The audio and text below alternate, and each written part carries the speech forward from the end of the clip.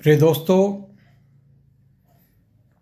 Family કોર્ટના principal જજ તરીકે સેવાઓ આપ્યા બાદ નિવૃત્તિના સમયમાં જે લગ્નો પ્રશ્નની ધાર ઉપર મુસાફરી કરી રહ્યા છે એમના માટે મારે કંઈક કહેવું છે. જીવન આપણો અનુભવ છે કે આપણામાંના મોટા ભાગના માણસો પોતાનો સમય પોતાની પાસે જે નથી, પોતાની સાથે જે થઈ રહ્યું છે એના પ્રશ્નાર્થના આજુબાજુમાં શ્વાસ લઈ રહ્યા છે. મિત્રો, ઈશ્વરે આપણને હાથ પગ અને બુદ્ધિ આપ્યા છે. એ સુખી થવા માટે આપ્યા છે, બીજાને સુખી કરવા માટે આપ્યા છે. મારી દૃષ્ટિએ માણસ એ માત્ર ચમત્કાર છે, પરંતુ એ ચમત્કાર એ આવડતને પોતે જ દુર્ઘટનામાં ફેરવી દે છે. પોતાની શક્તિને ઓછી આંકે છે અને લઘુતા ગ્રંથિ અનુભવે છે કે હું આ નહીં કરી શકું, મારાથી આ ના થાય, હું કેમ કરું. પરંતુ ખરેખર તો માણસને પોતાનામાં શ્રદ્ધા હોવી જોઈએ કે એના જેવો બીજો કોઈ નથી. ભગવાન કદી કોઈ માણસને નબળો બનાવતો જ નથી. પોતે જ પોતાની જાતને અડધૂત કરતા હોય તેવા વિચારોમાં લીન રહે છે. મિત્રો, સવારના જાગીએ ત્યારથી ગમગીનીમાં ઘેરાઈ જઈએ છીએ, પણ જાગ્યા એનો વિસ્મય નથી અનુભવતા. આપણે સુખની તલાશ કરીએ છીએ. કેટલાક માણસોને ચિંતાથી ઘેરાઈ જવામાં જ મજા આવે છે, અંતે ચીડિયો બની જાય છે અને બીજાની સાથે તે રડે છે અને પોતાની જાત સાથે પણ રડે છે. આવી કંગાળ બની ગયેલી જિંદગીમાં નવું જીવન ક્યારેય પ્રવેશતું નથી. આશાઓના એ તોરણ બાંધશો તો જ તમે જીવનને ક્યાંક દીપાવી શકશો, ક્યાંક ઝુલાવી શકશો. અને એના માટે આપણે એક જીગર દોસ્ત જોઈએ.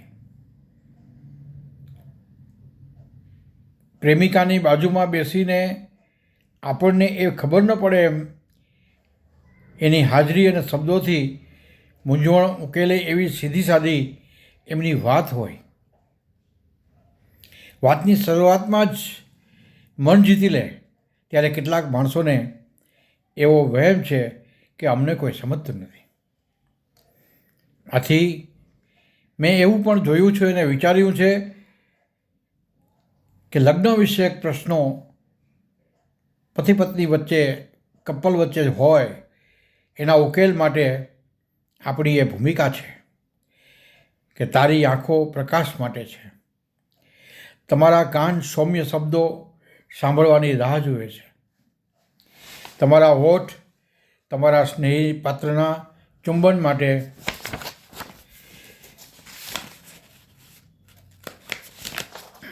રાહ જુએ છે. ચુંબનની કલ્પનામાં એ સમય પસાર કરે છે અને જ્યારે ચુંબન પ્રાપ્ત થાય છે ત્યારે તમારો હાથ નજાકત, સુંવાળપ માટે, એકબીજાનું દિલ, પ્રેમ માટે, ઉષ્મા માટે, હૂંફ માટે ઝૂલતું રહે છે. તો બીજાને માટે પણ એ જ હોય છે. આમ વિચારીએ તો સુખી શા માટે નથી? બંને પાત્રો જ્યારે, પતિ અને પત્ની બંને જ્યારે આવી સુંવાળપ, આવું સુખ, આવી હૂંફ અપેક્ષા રાખતું હોય અને તેના માટે તે રાહ જોઈ રહ્યું હોય ત્યારે આપણે આપણી જાતને પ્રશ્ન કરીએ કે શું મારી આંખ બંધ છે? શું હું કડવા કારેલા જેવો છું? મારામાં કડવાશ છે? મારામાં મધુરતા નથી? એ તરફ વિચાર કરીશું તો ચોક્કસપણે આપણને પ્રેરક રસ્તો મળશે કે આપણે કેવી રીતે આપણા પાત્રને પ્રેમમાં તરબોળ કરી દઈએ. શક્ય છે ફિલ્મી પ્રેમ દ્રશ્યો અંકિત હોય મગજમાં, એ જ પ્રેમના તરબોળ કરતા પ્રયત્નો નથી. બસ એકમેકનો સૂર મળે, એકમેકની વાતને સમજવાનો પ્રયત્ન કરીએ. ભિન્ન અલગ મંતવ્ય હોઈ શકે, હોવું જ જોઈએ. અલગ મંતવ્ય હોય તો જ તમારામાં સંવાદનો એક તક સમય મળી રહે, અને એ સંવાદને પ્રાથમિક રીતે જ આપણે હકારાત્મક એટલે કે પોઝિટિવ વિચારો અને સામાન્ય વિચારોને એન્ડોર્સ કરતા વિચારો તરફ વિચારણા કરી અને પછી જ શબ્દો બોલવા જોઈએ. તો જ એ આપણા જીવનની અંદર લગ્ન જીવનમાં પુનઃવત બની શકે, પુનઃસ્થાપિત થઈ શકે. ક્યાંક ખાડા ખવડામાં ચાલતું હોય તો એમાંથી બહાર નીકળી શકે. સરળ આરસ જેવો રસ્તો પણ મંદિરની પરિક્રમા જેવો બનાવી રહીએ તો જ એ જીવન ટકી શકે તેમ છે. અમર પ્રેમની જેમ કોઈ ફિલ્મી પ્રેમ નથી, જેમાં ચઢાવ ઉતાર પણ આવી શકે. સરળ રસ્તો નથી, કેડી રસ્તો છે. કંટક પણ હોઈ શકે, ક્યાંક કાંકરો પણ ખૂંચી જાય. એટલે આપણે નજર નીચે કરીને પણ ચાલવું જોઈએ. નજર નીચે કરવી એટલે મારું એવું કહેવાનું નથી કે આપણે ખરેખર કેડી પર ચાલતા હોઈએ અને કાંકરા વાગતા હોય ને આપણે કરતા હોય, એવું નહીં. પણ આ બધા સંજોગો માનસિક રીતે આપણા કલ્પનામાં હોવા જોઈએ. અને જેમ આપણે આપણા જીવનને રસ્તાને સુખમય બનાવવાનો પ્રયત્ન કરીએ છીએ, એવું જ જીવન તરફ પણ આપણું લક્ષ્ય હોવું જોઈએ. મિત્રો, પ્રશ્નોને ટાળવાનો પ્રયત્ન આપણે જેમ કરતા જઈશું એમ પ્રશ્નો વકરતા જશે, પ્રશ્નો વધતા જશે. પરંતુ સરળ અને સૌમ્ય વિચારશૈલીથી એ પ્રશ્નોને આપણે ઉકેલતા જવાનું છે. જ્યાં પણ ઉકેલાય નહીં ત્યાં આગળ થોડા સમય માટે છોડી દઈએ. એ પ્રશ્નો જ આપણને સમજાવશે કે હું કેમ ઉકેલાઈશ. પ્રશ્ન, સવાલ અને સમસ્યા જ્યારે ઉપસ્થિત થાય છે ત્યારે તે પોતાની સાથે પોતાના સ્વભાવનો ઉકેલ લઈને જ આવે છે. અને એમાં એકમાત્ર ઉપાય મારી દૃષ્ટિએ એવો છે, થંભી જઈએ, મુદત નાખી દઈએ, વિચારીએ, મૌન સેવીએ તો ચોક્કસપણે એક સરળ સુલભ માર્ગ મળી આવશે. આપણે થશે કે આપણે તો આવું વિચારતા નહોતા, પણ આથી એ પ્રશ્નો, એ પરિસ્થિતિને સ્વીકારવી, એમાંથી પસાર થવું, એ જ એક અગત્યનો માર્ગ મારી દૃષ્ટિએ છે. મિત્રો, તમે જો એનાથી ભાગી છૂટશો તો એ તમારો પીછો કરશે, તમને પછાડશે. આથી એક વાત ચોક્કસ છે કે ભૂખ, પૈસો, વૈભવ, મિલકતમાં માત્ર સુખની નહીં રાખીએ અને મહેફિલો, મજલિસ, ઉત્તેજનાઓ કે આરામમાં એ સુખનો સ્પર્શ થતો હશે, પણ આ બધા સુખના કારણો નથી.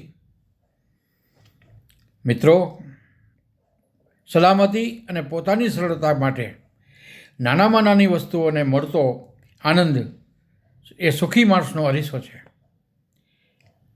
હર પલ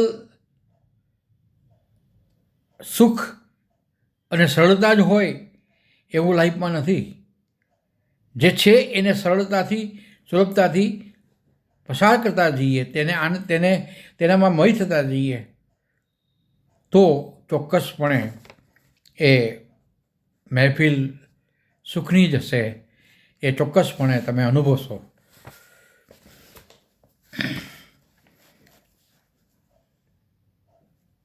આથી ઈશ્વર સાથેની આત્મીયતાના કારણે લોકો જગતની નવી દૃષ્ટિએ જોઈ શકાશે.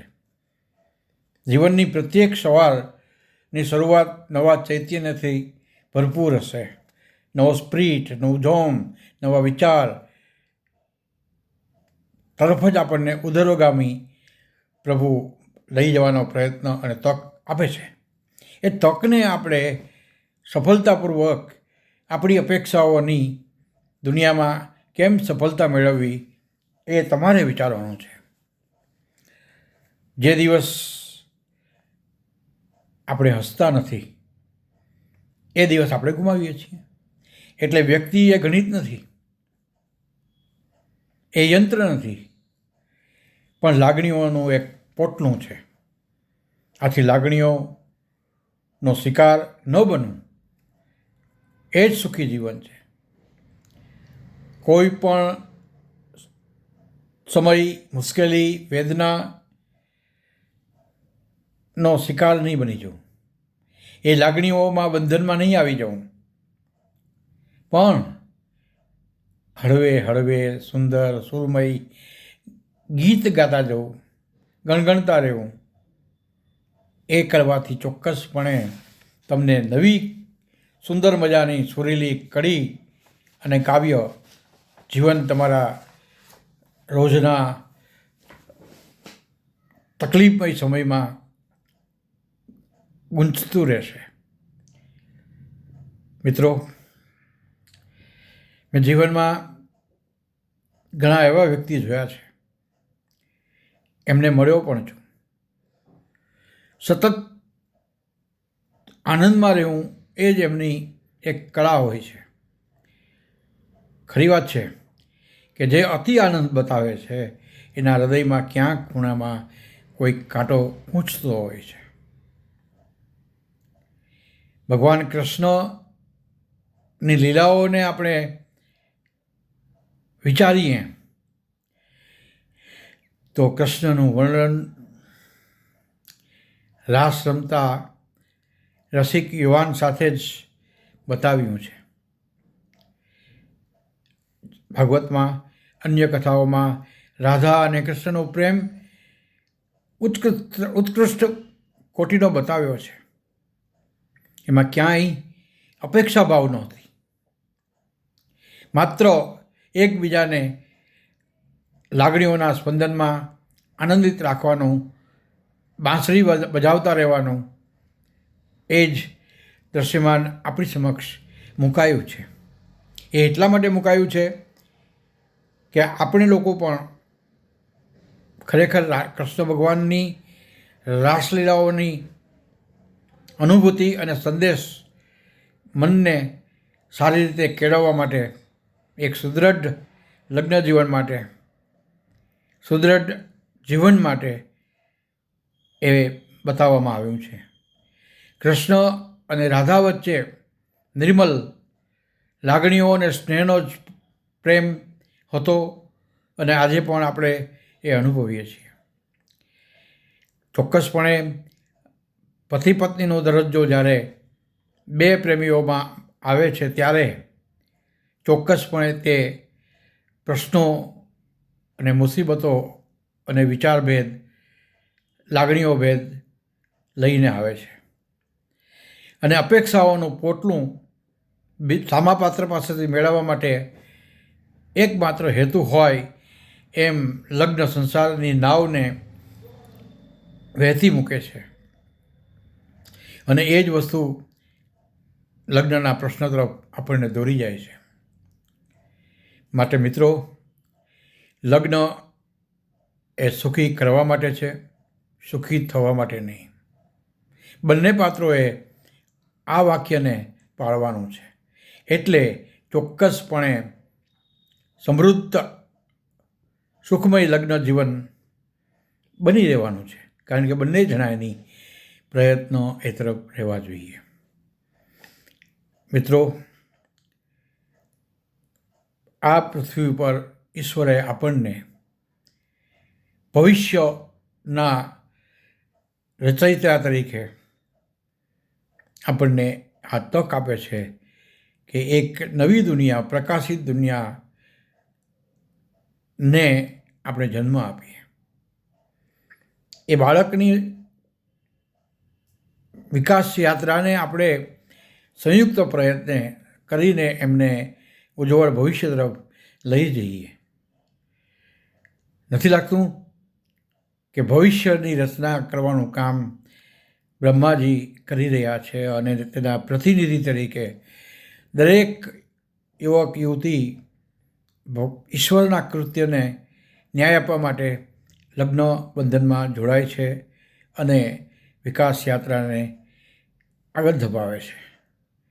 ઈશ્વરીય જીવનને ક્યારેય કદાપી પ્રશ્નના ઉકેલ કર્યા સિવાય મુક્ત કરવું નહીં, તેમાંથી છૂટી જવાના પ્રયત્ન કરવા નહીં. નબળી વ્યક્તિઓ અને નબળા ખ્યાલ રાખનારા હીરો હિરોઈન અગર તો સેલિબ્રિટીઝના જીવનની નકલ કરવાનો પ્રયત્ન ના કરવો. પિક્ચરમાં બતાવવામાં આવતી પ્રેમ લીલાઓ અને પ્રેમ કથાઓ જેવું સુખમય જીવનની કલ્પનાઓ ના કરવી. તેમને લોજિકલ રીતે માત્ર આનંદની પલો અનુભવવા માટે જોઈ લેવી, આનંદ કરી લેવો અને તેની અસરમાંથી મુક્ત થઈ જવું. હા, તેમાં આવતી દુર્ઘટનાઓ, તેમાં બતાવવામાં આવતી અયોગ્ય વાતો જીવન માટે પણ અયોગ્ય જ છે તેવું માનવા માટે અને તેવું સ્વીકારવા માટે મનોબળ મજબૂત રાખીને કોઈ પણ પ્રકારની મુશ્કેલીનો સામનો કરવાની તૈયારી અને એ સ્વીકાર્યપણું રાખવાથી કદાપી જીવનમાં મુશ્કેલીઓ ટકતી નથી. મુશ્કેલીઓ આવે છે જવા માટે. Good bye.